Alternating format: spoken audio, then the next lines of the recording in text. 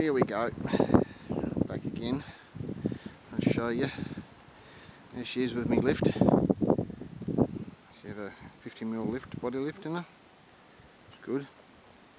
And what I've done, you can see what I've actually used down in there was a 55mm aluminium 2011 T6 aluminium block, which makes it much stronger.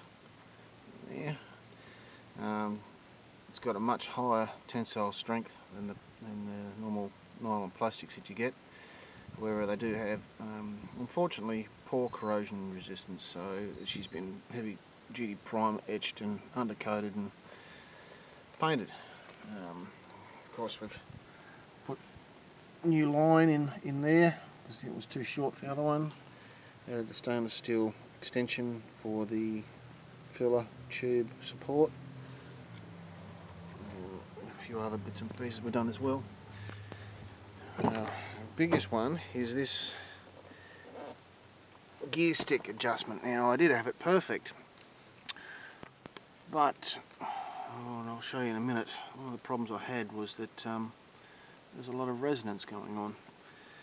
Now I've extended it 50mm down the bottom there, cut and shut, and put a steel bar in there, 50mm, which brought it up, and then that got the parallel section here clear of the inlet, the floor pan plus the centre console, and then I've just bent it at the top here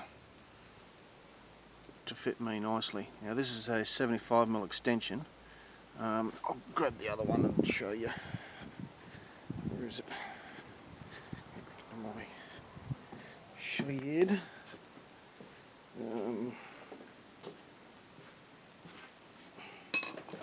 There it is. See, there's the straight one. There. If you ever go and do something like your gear sticks and that, go to the wreckers and get a spare set, because it's always handy to have them on side just in case. You can see there from the comparison, should I get that level, side by side. It's a bit difficult without being on the floor. Try that, might be better. Now, there you go, side by side, you can see them there. And what I've done is made it so that I had a stainless steel extension down over the original one, and that then is 75mm longer than where it would normally be. Now the 50mm at the bottom gives me the exact length that it would normally be, but I like it close to my hand so that I can grip it a lot easier.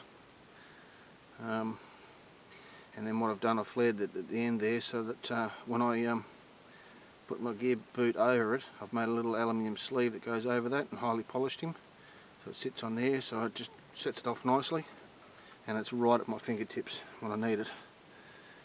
Now the gear stick, 4x4 gear stick, that's something else. I said I got that perfect. I'll come into the workshop here and just see what I've got. Now, this here's an unaltered one, I don't know if you can see that there, but this is what I did. Solid steel one. It worked perfectly. The only problem was the noise inside the cab. This thing was resonating like a churning fork. It was just really high pitched squeal, and as soon as you put your hand on it, it got worse. So obviously the rubberized section that normally goes up inside the shaft that the gear stick goes on to, Mitsubishi have obviously thought of that. So if you ever go to extend them, try and keep the original with the rubber, otherwise you can end up with a lot of trouble. So what I've done here is this steel bar works perfectly. That's a side-on view, and that's something else I added too, just to let the boots breathe in this particular model. Later models have that as part of the boot, but I've added that in there. Now, given that this works perfectly, I'm going to duplicate that length. See, there's your straight one, the centre of screen, and there's, I'll put them down, there's the bent one, which I've actually squished to give me more clearance, so it's the same thickness of this. So what I'll do is, if you see that there, I'll duplicate that angle on the bottom there, giving me the clearance that I require. I'll keep that as low as I possibly can, and then try and get these bends correct as well, so that that works the same. And then what I've got is a little stainless steel extension to go onto the end of the shaft. Oh.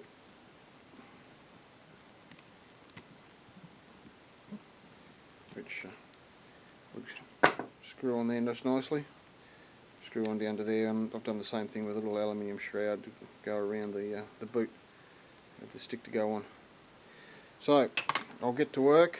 I'll do me cut and shut and bends and whatnot, and then I'll come back to you with the final result and see what it does. Yeah, but look, big warning: don't make a solid steel one. It's just gonna, it's gonna work, and alright for if you're going to really bush bash a thing. But I want this thing as a bit of a cruiser as well. So I want it to be as silent as possible. But yeah, the concept works, but in theory, no, you need the insulated one. Catch you in a few.